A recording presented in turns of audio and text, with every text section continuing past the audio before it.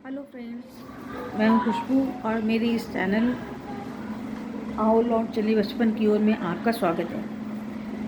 आज इस चैनल में मैं आपको कहानियाँ सुनाती हूँ, वो कहानियाँ जो हमारी दादी नानी हमारी माँ हमें सुनाती थी। लेकिन आज के इस दौर में इंटरनेट और मोबाइल के इस दौर में लोग उन कहानियों को भूल चुके हैं। तो मेरी एक छोटी सी कोशिश है उन कहानियों को दोबारा से याद दिलाने की। इसी सीरीज़ में मैं आपको सिंहासन बत्तीसी की कहानी सुना रही थी। वह सिंहासन बत्तीसी जो राजा विक्रमादित्य का सिंहासन था और राजा भोज उस सिंहासन पर बैठना चाह रहे थे। तो सिंहासन बत्तीसी की पहली पुतली की मैंने कहानी सुनाई थी। ये कहानी उसकी दूसरी पुतली की है। उसके द्वारा सुनाई गई कथा इस प्रकार है। दूसरी पुतली का नाम चित्रलेखा है। एक दिन राजा विक्रमादित्य शिकार खेलते खेलते एक ऊंचे पहाड़ पर आए। वहाँ उन्होंने देखा एक साधु तपस्या कर रहा है। साधु की तपस्या में विघ्न नहीं पड़े, यह सोचकर वे उसे श्रद्धापूर्वक प्रणाम करके लौटने लगे। उनके मुड़ते ही साधु ने आवाज़ दी और उन्हें रुकने को कहा। विक्रमादित्य रुक गए और साधु ने उनसे प्रसन्न होकर उन्हें एक फल दिया। उसने कहा, जो भी इस फल को खाएगा तेजस्वी और यशस्वी पुत्र प्राप्त करेगा।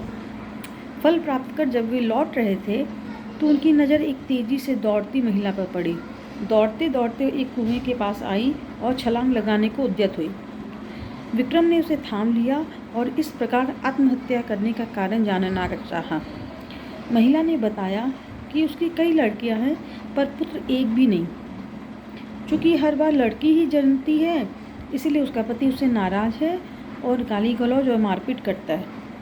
वह इस दुर्दशा से तंग होकर आत्महत्या करने जा रही थी। राजा विक्रमादित्य ने साधु वाला फल उसे दे दिया तथा आश्वासन दिया कि अगर उसका पति फल खाएगा तो इस बार उसे पुत्र ही होगा। कुछ दिन बीत गए। एक दिन एक ब्राह्मण विक्रम के पास आया और उसने वही फल उसे भेंट किया। विक्रम स्त्री की चरित्रहीनता से बहुत दुखी हुए। ब्राह्मण को विदा करने के बाद वे फल लेकर अपनी पत्नी के पास आए और उसे वह फल दे दिया। विक्रम की पत्नी भी चरित्रहीन थी और नगर के कोतवाल से प्रेम करती थी। उसने वह फल नगर कोतवाल को दिया ताकि उसके घर यशस्वी पुत्र जन्म ले।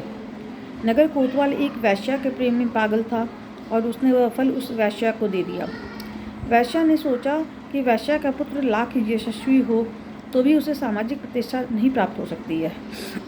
काफ़ी सोचने के बाद उसने यह निष्कर्ष निकाला कि इस फल को खाने का असली अधिकार राजा विक्रमादित्य को है। उसका पुत्र उसी की तरह योग्य और सामर्थ्यवान होगा तो प्रजा की देखरेख अच्छी होगी और सभी खुश रहेंगे।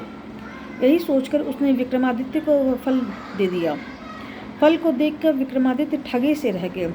उन्होंने पड़ताल कराई तो नगर कोतवाल और रानी के अवैध संबंध का पता चला।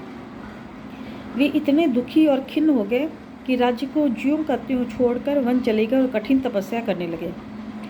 चूँकि विक्रमादित्य देवताओं और मनुष्यों को समान रूप से प्रिय थे, देवराज इंद्र ने उनकी अनुपस्थिति में राज्य की रक्षा के लिए एक शक्तिशाली देव भेज दिया। वह देव नृप विहीन राज्य की बड़ी मुस्तैदी से रक्षा तथा पहरेदारी करने लगा। कुछ दिनों के बाद विक्रमादित्य का मन अपनी प्रजा को देखने को करने लगा। जब उन्होंने अपने राज्य में प्रवेश करने की चेष्टा की तो देव सामने आ खड़ा हुआ। उसे अपनी वास्तविक पहचान देने के लिए विक्रम ने उससे युद्ध किया और पराजित किया।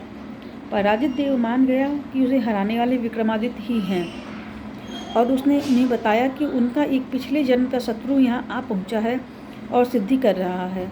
वह उन्हें खत्म करने का हर संभव प्रयास करेगा। यदि विक्रम ने उसका वध कर दिया तो लंबे समय तक वे निर्विघ्न राज्य करेंगे। योगी के बारे में सब कुछ बताकर उस देव ने राजा से अनुमति ली और चला गया। विक्रम की चरित्रहीन पत्नी तब तक ग्लानि से विष खाकर मर चुकी थी। विक्रम ने आकर अपना राजपाट संभाल लिया और राज्य का सभी काम सुचारू पूर्वक चलने लगा। कुछ दिनों के बाद उनके दरबार में वह योगी आ पहुंचा।